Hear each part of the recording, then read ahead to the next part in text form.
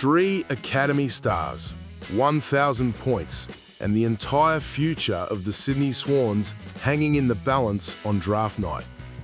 G'day Swans fans, if you love the club like I do, hit that subscribe button and let's dive into what could be the most dramatic draft night in Sydney's recent history. The Sydney Swans are walking a tightrope, and on draft night, one wrong move could see everything slip away. Here's the reality. Sydney has 3 academy players, Max King, Harry Kyle and Lockie Carmichael, all rated as potential first-round picks. That's the good news. The great news, actually. Homegrown talent that could define the next era of Swans football. But here's the catch. To match bids on these boys, the Swans need draft points. Lots of them. And right now, they've got just over 1,000 points to play with, holding picks 31, 32, 42 and 63. Do the maths, and it doesn't add up. Not even close. This isn't just about selecting some promising kids. This is about protecting the future of the club while dealing with the consequences of going all in on Charlie Curnow. The Swans traded away their next 3 first-round picks to land a 2-time Coleman medalist. That's the price of chasing a premiership. But now, on draft night, they're about to find out if that price was worth paying. But to understand how we got here and why this draft could make or break Sydney's next decade, we need to go back. Let's rewind to October, the trade period. Charlie Curnow, one of the most lethal forwards in the competition, was on the move from Carlton to Sydney. The Swans faithful were buzzing. Finally, a true superstar key forward to pair with Isaac Heaney, a genuine premiership play. But blockbuster trades don't come cheap. Sydney handed over their 2025, 2026 and 2027 first-round picks. 3 years of top draft capital, gone in one fell swoop. Carlton threw back some later picks to help with the point situation, but make no mistake, the Swans mortgaged their future for a crack at glory right now. At the time, most supporters backed it. You need to be bold to win flags. You need stars. And Curnow? He's the real deal. But here's what was bubbling away in the background. The academy. Sydney's NSW Academy has been producing genuine AFL quality talent, and this year, 3 of their prospects were tracking as first-rounders. Max King, Harry Kyle and Lockie Carmichael. Local boys who've been developed through the Swans Pathways system. Under the AFL's academy bidding rules, rival clubs can force Sydney to use draft points to match bids on these players. And given how highly rated this trio is, those bids could come early, really early. Max King entered the year in top 10 conversations. He's got the Isaac Heaney mould, athletic, explosive leap, match winner written all over him.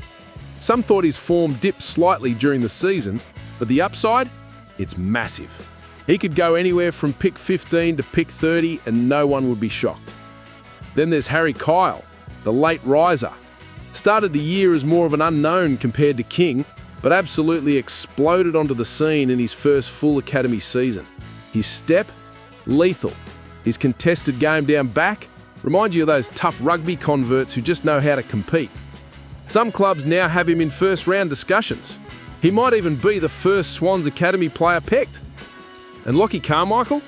The captain, the leader, MVP of the Allies team, All-Australian at both under 16 and under 18 level, Sydney Academy MVP.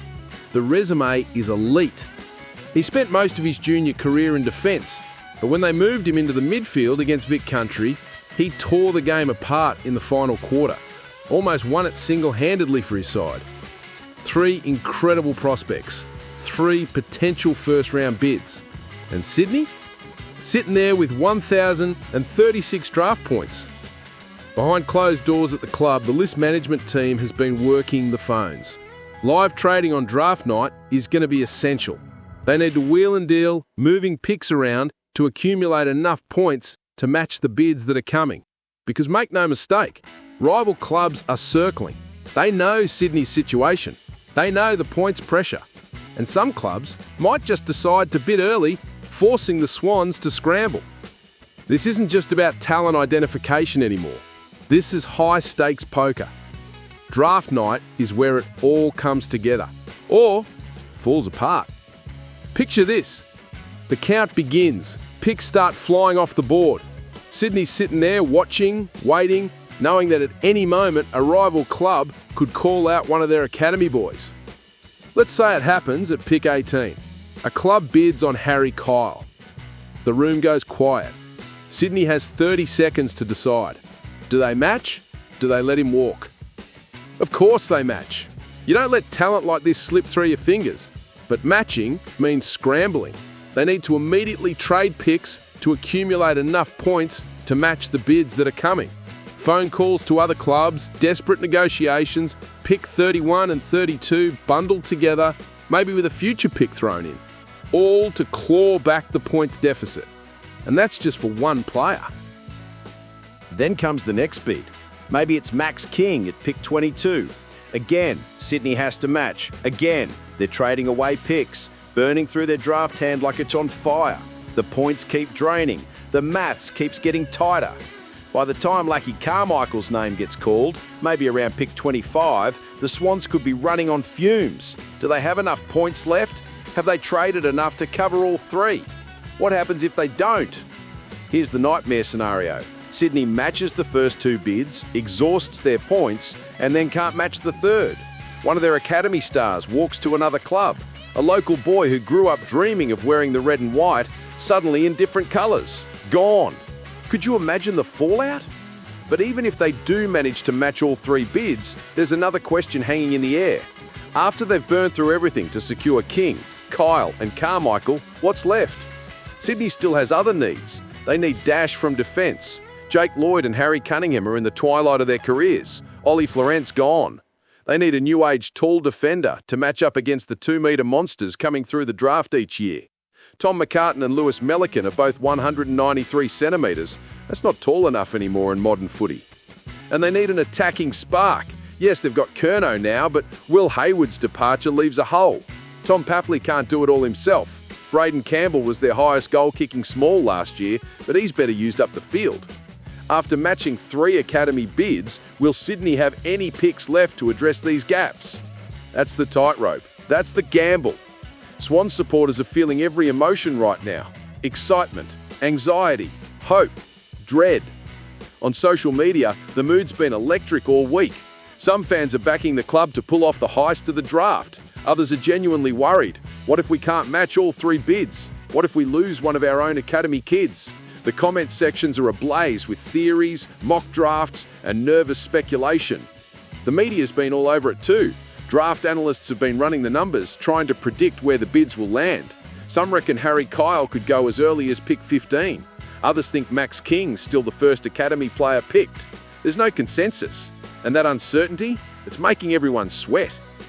Inside the club, you can bet the list management team hasn't slept properly in weeks. Dean Moore and the recruiting staff have been playing out every possible scenario. They've got contingency plans for contingency plans. But on draft night, when it's live and things are moving fast, anything can happen.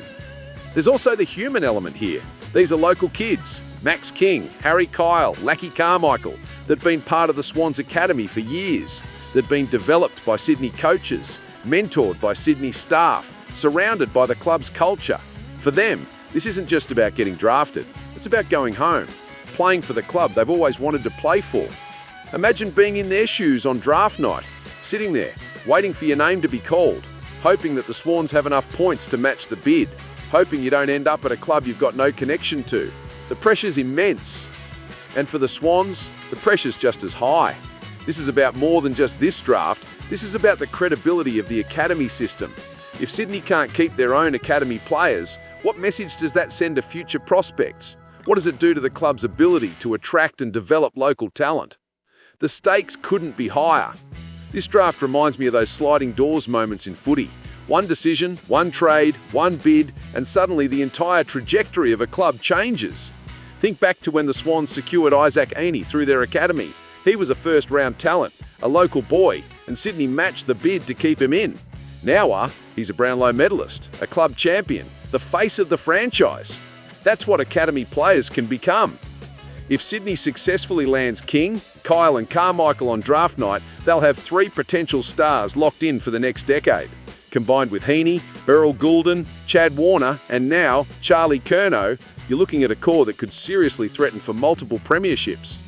But if something goes wrong, if they can't match a bid, if they lose one of these kids, the consequences ripple outward. It's not just about missing out on talent, it's about the psychological blow to the club and the academy system. And here's the bigger picture. The Swans have sacrificed their next 3 first-round picks for Curnow. That means they're all in on winning now. They've backed themselves to contend in 2026 and 2027 with the list they've got. If they can land these 3 academy stars and integrate them alongside their premiership core, that gamble looks genius. But if the draft goes sideways, if they can't get the youth they need, if injuries hit or form drops away, suddenly those missing first-rounders hurt a lot. What happens next? It all comes down to draft night, to the live trading, to whether Dean Moore and his team can pull off the deals they need. This is it, the moment where the Swans' bold strategy either pays off spectacularly or leaves them exposed. At the end of the day, this is what being a Swans fan is all about. The highs, the lows, and everything in between. The big swings, the bold calls, the nerve-wracking moments where you just have to trust that the people running your club know what they're doing. Draft night's going to be dramatic, it's going to be tense, and it's going to set the course for the next chapter of Sydney Swans football. All we can do is watch, hope, and trust the process. Let me know in the comments, do you think the Swans can pull this off? Are you backing the Academy boys to all end up in red and white? Hit like if you're nervous, but excited, and I'll see you in the next one. Go Swans!